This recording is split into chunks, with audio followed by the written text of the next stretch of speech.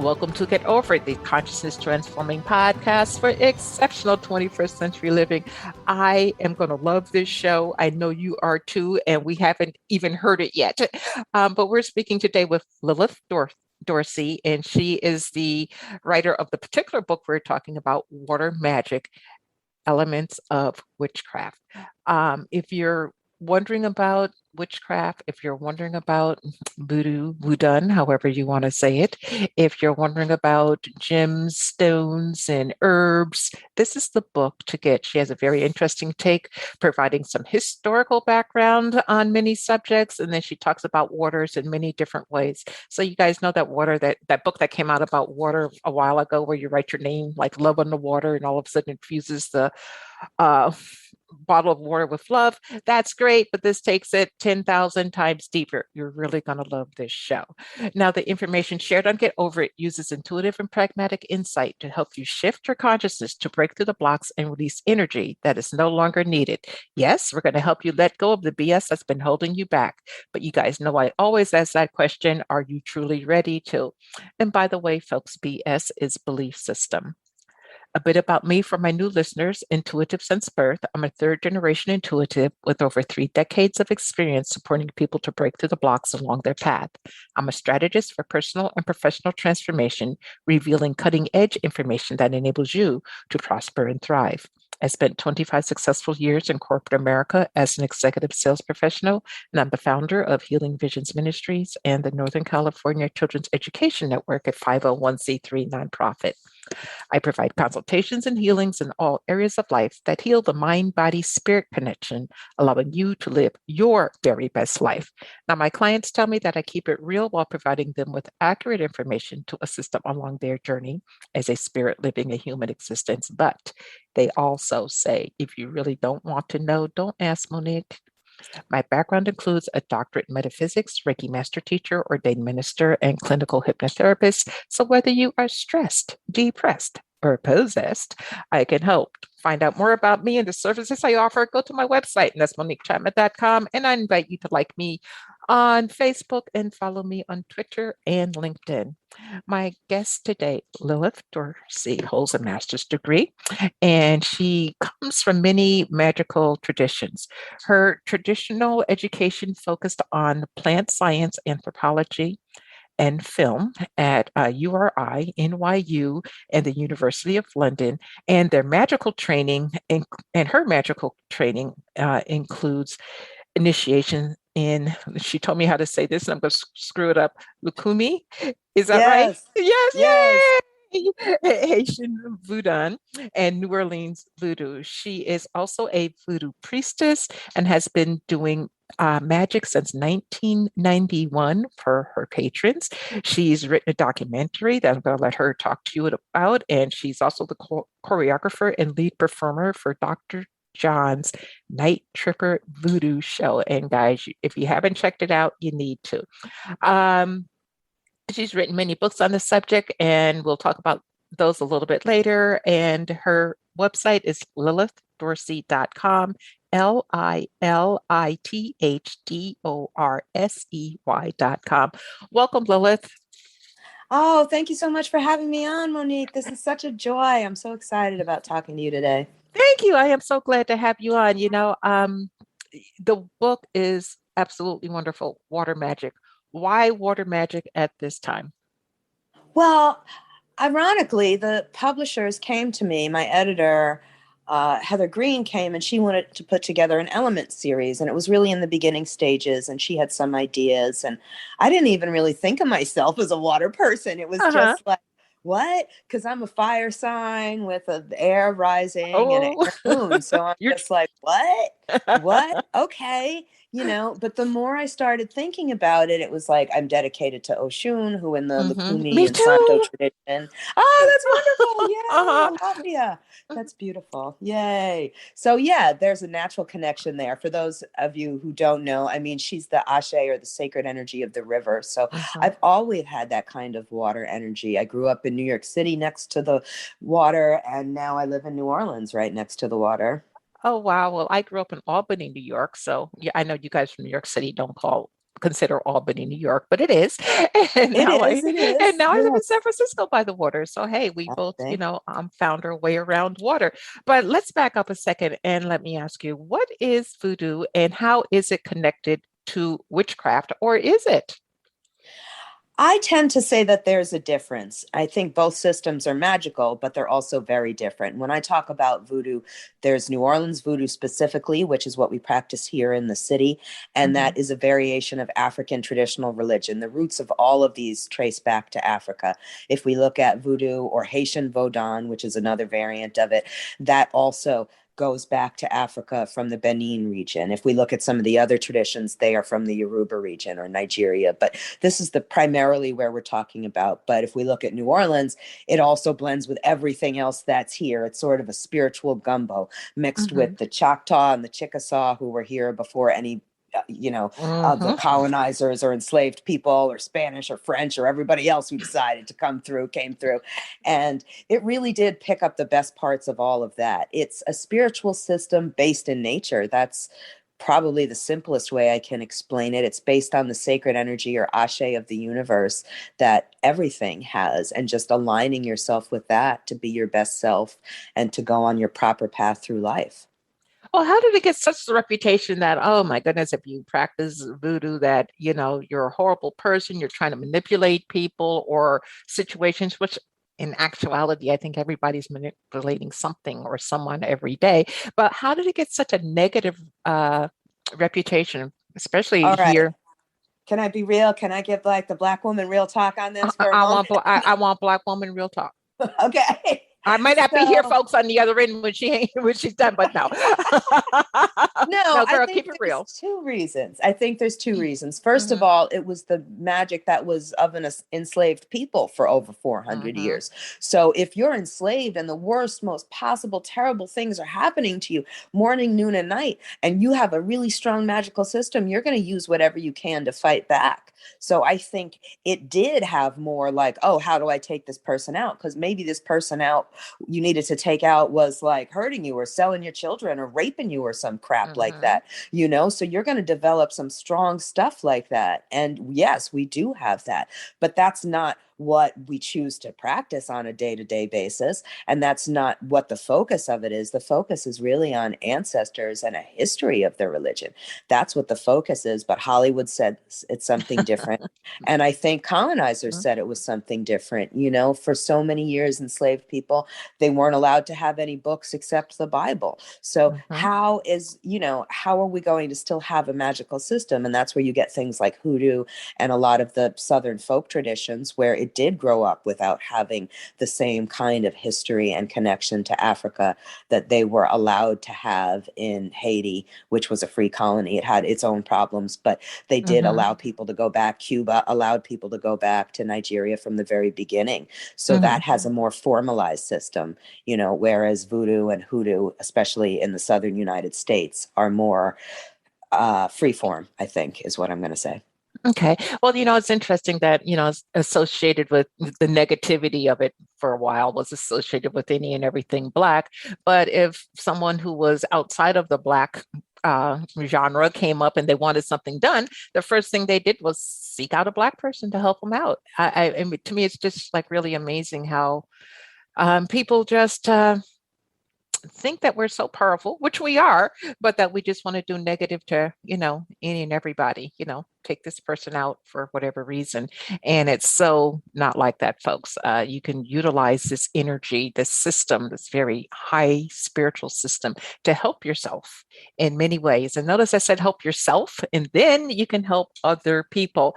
Um, Lilith, you worked with the energy of Dr. John, especially in the Night Tripper Voodoo show. First of all, enlighten people on who Dr. John is. Okay, And Dr. John. okay. There's two Dr. Johns. There's the Mm-hmm. original Dr. John from back in Marie Laveau's time here in New Orleans, the late 1800s. And he was a Senegalese tribesman and a drummer. And he used to perform ceremonies with Marie Laveau out in the swamps and Congo Square, in all of those places. And he had a sad end. And Dr. John, the Night Tripper, is a musician whose real name is Mac Rebenak, and he took the name of Dr. John because he wanted to honor that energy in the city. And he got 11 Grammys, and I worked for him for 5 or 6 years. He recently passed, unfortunately, Oh. 2 years ago, and we were very close, and I'm still close with his granddaughter. But he really made voodoo on stage in the public be what it is, and not a bad thing, be something that was magical, be something that was mystical, be something that was part of the character of the city, as he would say. Mm-hmm. And he did a lot for music as well. When I went to the memorial, the Neville brothers stood up there on stage, Oh, and Cyril wow. said there would not be Black people on stage with white people in America today if it wasn't for Dr. John Mac Rebenak. And it just made me cry, to hear Mm-hmm. somebody as, well accomplished and famous as the Yep. Nevilles, like, just really give props to Mac. And Mm-hmm. he was such an amazing person. So to be able to work with him doing the sacred dances, he wanted somebody who knew how to do the authentic voodoo dances, both from Haiti and from New Mm-hmm. Orleans, again back in Marie Laveau's time, back at the turn of the century. So Mm-hmm. I had been a dancer, and I had studied dance both on film and in person. And I said, hey, what about me? I could do Not shy it. little you. Yeah, yeah. That's my advice to anyone listening. If there's something you can do and somebody asks you for a recommendation, consider whether or not you can do it and put yourself forward, And it was Mm-hmm. beautiful. We had an amazing time. We went in front of over 10,000 people at Bonnaroo. We did Jazz Fest. I traveled with him, and he really was like a second dad to me. He was just Mm-hmm. so special to me. And folks, she did all this while raising a family. Okay. So it's not like she chose one thing over another. She's a busy lady. And talk to us about your documentary. Oh, well, I always made films. I did my undergrad at film. I like to tell people I went to NYU right after Spike Lee left. So that was a Oh. very different climate than it is today. There were no Black women in there. There were very few Black people in there at all. So, and Mm-hmm. I made experimental documentaries, things that were, designed to open people's minds. And then I had my daughters, and I went back as a graduate student and focused on doing documentaries. And I really wanted to make a documentary about New Orleans voodoo because I wanted our voice to be heard. I was already a member of the Voodoo Spiritual Temple here in New Orleans at Mm-hmm. that point, probably for over a decade. And, run by Priestess Miriam, a Black woman, started with her husband, Priest Ashwan, a Black man from Belize. And the two of them just were so inspiring to me. And I wanted to be able to tell their story in the words of somebody who was inside the community and had all the necessary respect and reverence for what was being told in that moment. Mm-hmm. And that's why I went back to school, and I had to fight with NYU. I have a great story where I almost lost the tripod in the airport, and Uh-oh. while I was on the plane with Jodie Foster, and it was crazy. And I thought nobody was ever going to be able to check out a tripod again. They were like very angry. If you can imagine how angry a Mm-hmm. big institution like NYU gets when you lose $1,000 tripod. Yeah. Just work it over, honey. Come up with the money. So I had a few days of praying and searching and calling the people at the airport, and eventually they found it. So Mm-hmm. yes, yes. So, but yeah, I really just wanted to tell that story, and it was something that was so important to me. And ironically, since we're talking about my book, Water Magic, I called the documentary Bodies of Water, and I shot Mm-hmm. it the year before Katrina happened. Oh. So, and it was all about the connection that the religion has to the water in Mm-hmm. New Orleans, and also how the water shapes the character of the religion wherever it goes, be it New York City or Cuba or Jamaica or Belize or wherever. It's influenced by that water because water is so powerful and so strong wherever you go. Yes, it is. And it's very interesting that right now the East Coast of the United States is being deluged with water. And here I am in California, and it's like, please give us a drop. So it's very Yes. interesting to watch the energy. Now, is that um, energy itself of having too much water and then not enough? Is that spirit trying to speak to us in some way? A lot of the African traditional religions really believe that water has to do with the underworld, and not just, African tradition, for all over the world. And I talk about this in the book. So for me, I do think it is a response in some way to this energies of the dead, the energies of the ancestors speaking to us to really, I know this is going to sound cliche, but it's also true. We have to take care of our planet, Hmm. and I think that they're trying to get that message across to us that we really need to start looking at these things. We've ignored it for so long. Hmm. Now, in your book, Water Magic, you talk about working with one of my favorite things on earth, and that's gemstones.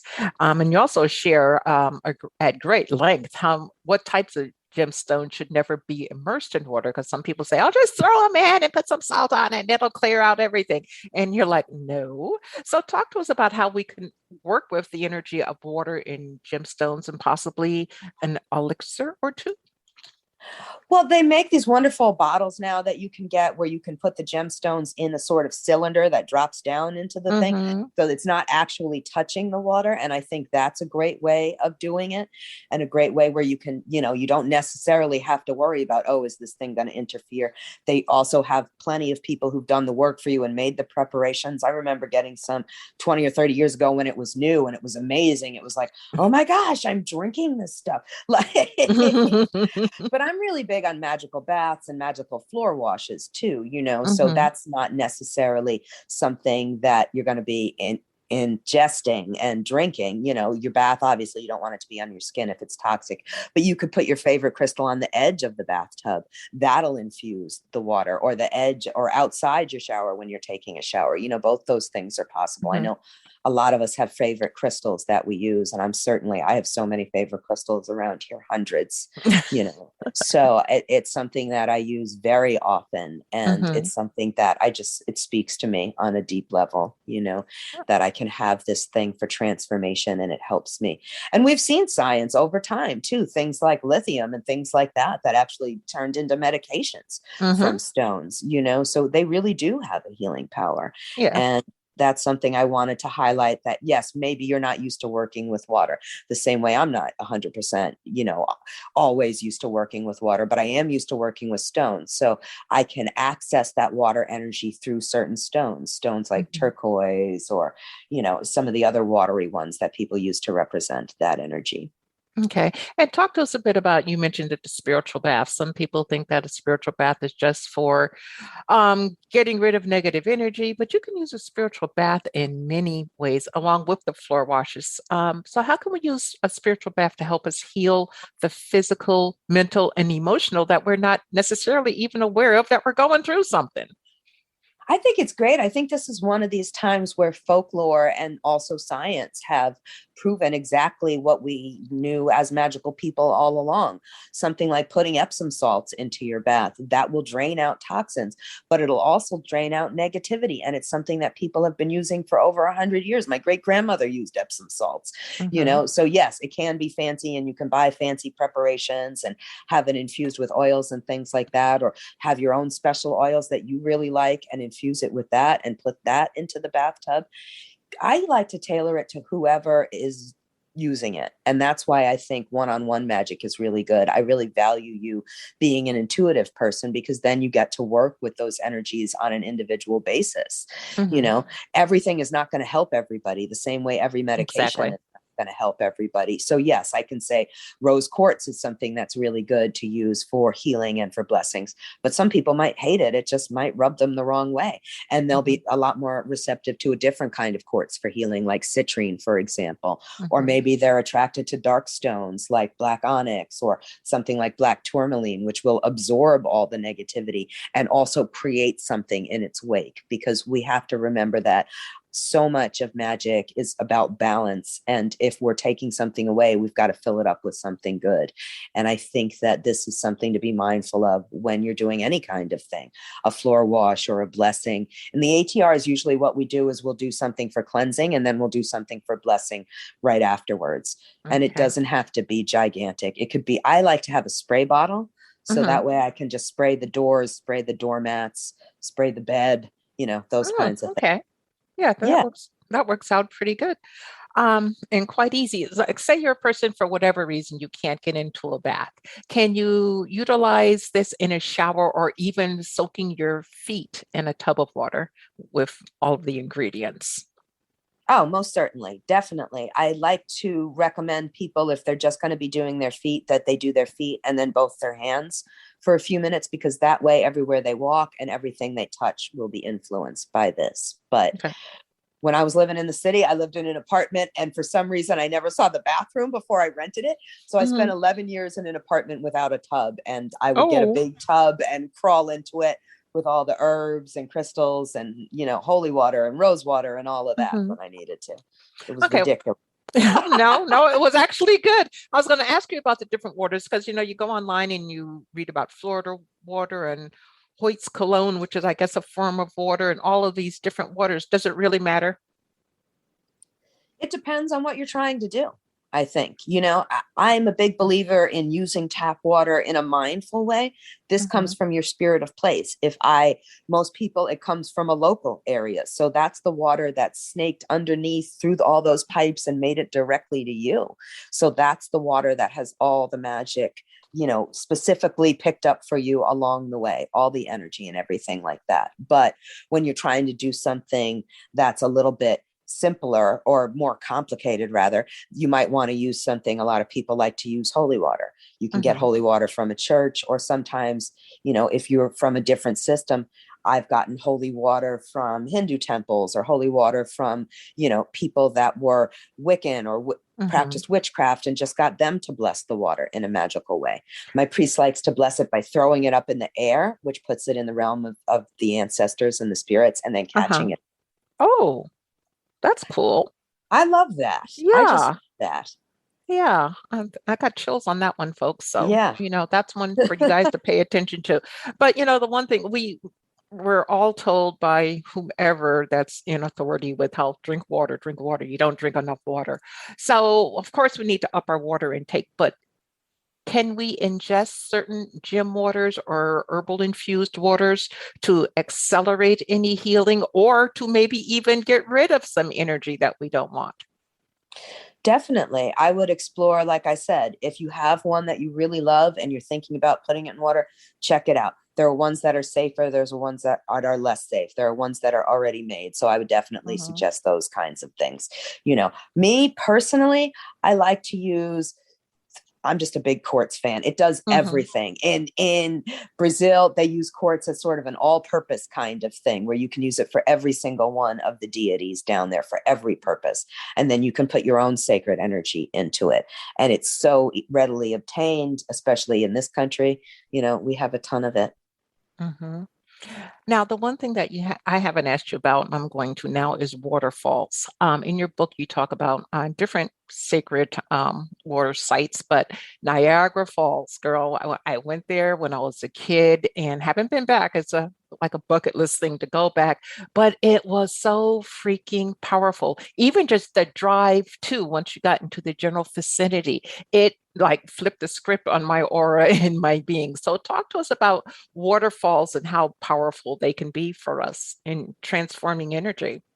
It's so immensely powerful. We're coming up on the middle of July, which is the time where everybody travels to the sacred waterfalls at Sado in Haiti. And this is like a pilgrimage that everybody makes for healing over Hmm. the 3 days from the 14th to the 16th. And it's something that they've done for hundreds of years. And it's sort of a reclaiming, because there was a sacred tree there that the Catholics tried to suppress and cut down. And then even more people went out and they decided to make their magic there. And it really became this healing and transformational site. But we can certainly see the healing power of things like Niagara. It was such an honor for me in the book to have my dear friend, Witch Dr. Utu, write a passage.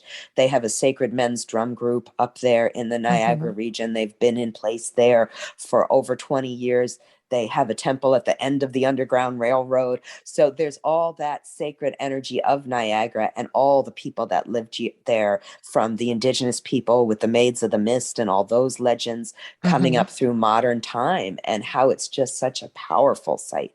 And it allows for transformation because it really is a site of in between. You know what I mean? When you see Mm-hmm. it, that was the thing that surprised me so much the first time when I rolled up on the American side.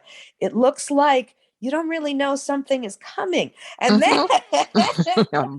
Bam. what? What? That was coming? You Mm-hmm. know, the immensity of it and the Mm-hmm. beauty is so powerful, so powerful. And there's so many. Go ahead. I'm sorry. Oh, I was going to say there's so many. That was one of the beautiful things about writing the book. I got to research like Snoqualmie Falls up in the Pacific Northwest and Mm-hmm. how they have their own native legends in the area about, again, how this is a site of power and transformation and love in so many ways too, which I find interesting because, again, when we look at Sado and Haiti, that has in a large part to do with Urzuli, the Loa of love down there, the one who's in charge of emotions and feeling. Mm-hmm. And a lot of that is echoed in some of these different sites around the world. Mm-hmm. And folks, get out there, explore, go do, and pay attention because water is necessary. Our bodies are composed of what, 90% water, so it's kind of a necessary thing. Now, Lilith, when we go to your website, lilithdorsey.com, they're gonna see your beautiful face smiling so nicely, and tell us about your other books. Give us a synopsis of your other books that you've written. Okay, well, my first book was Voodoo and Afro-Caribbean Paganism, which has just been re-released and Oh, retitled congratulations. Voodoo and African Traditional Religion. So I'm so excited about that. I really rewrote the whole thing. My godson opened it the other day and he's like, this is a completely different book. And I'm like, yes, it is. I rewrote every single chapter. There's a new chapter in there about protest and protection that I wrote in the wake of George Floyd and Breonna Taylor Mhm. and the protests and the protection that we need today. So that's really special to me. And also, I have my best-selling book, Orisha's Goddesses and Voodoo Queens, which I never thought I would sell a best-selling book. So that's amazing to Yay. me. And that book is wonderful, folks. I bought that book way before I knew I was going to like have this interview or even engage with this person. Fabulous. Go on. Well, yeah, that's the book I really wanted to write. It's an ode to the divine feminine. I wrote it for my daughters because they told us everything African was bad and everything feminine was bad. And I knew that wasn't true. And when my daughter got to college, her anthro professor brought the book up to her and was like, "Is this your mom?" And she was like, "Yes." And I was so happy. I was just so happy. Mhm. So that was beautiful to me. And then I also have my book, Love Magic, which people Mhm. can get if they want to do anything about that. And I have 2 ebooks, 55 Ways to Connect to Goddess. And I have a cookbook, the African American Ritual Cookbook, that people can get. Oh, absolutely love it. And I saw something, I can't find it now that I'm talking to you, but I found someplace that you have something coming right up, some type of ceremony. Um, I have, let's see, goodness. what's the next thing that I have? I have 2 events coming up. I have Hex Fest in person in August here in New Orleans. And then I Mhm. have an Earth Warriors event coming up in the end of September in Ohio. Both of those are wonderful events. I've gone for years. I highly recommend them. Okay. And are you taking on new clients currently? Always. I'm always taking on reading clients, Uh-huh. and I'm also taking on students. And people usually have to get a reading first to see what the best way is to proceed. But Mhm. that's what I recommend. Just check out my website and you can find out information on how to do that. Okay. And folks, she also has a blog on her website, and there's a lot of information there. And, take a few moments, okay, because you're worth it. Invest that time, take a few moments and explore because you're going to like what you see. And if you just look at her face, you see the energy, you see she's pure. She's a lady who walks her talk. Okay. And she's not afraid to call you on your BS either. And that's bullshit. Okay. So, if her energy appeals to you, check her out because I truly enjoyed her book, Orisha's Goddesses and Voodoo. And then the Water Magic book is definitely a keeper on my shelf. And you guys know I get, 40, 50 books across my desk each week. I can't keep them all. Okay. But she is definitely a keeper. Lilith, what words of wisdom or pearl of wisdom would you like to leave with our audience today? I'll say what my grandfather used to say: keep scratching. That was his advice. Okay. I think that's great advice. Uh-huh. Keep scratching, everybody. That's sometimes what we have to do in order to get where we need to be. So just ashe and blessings. And thank you so much, Monique, for having me on today. This is wonderful. Oh, thank you for agreeing to be on. I'm truly honored myself. And yes, folks, keep scratching, because you don't know what you're going to unearth if you keep on scratching. So thank you so much, Lilith, for your time today. I greatly appreciate it.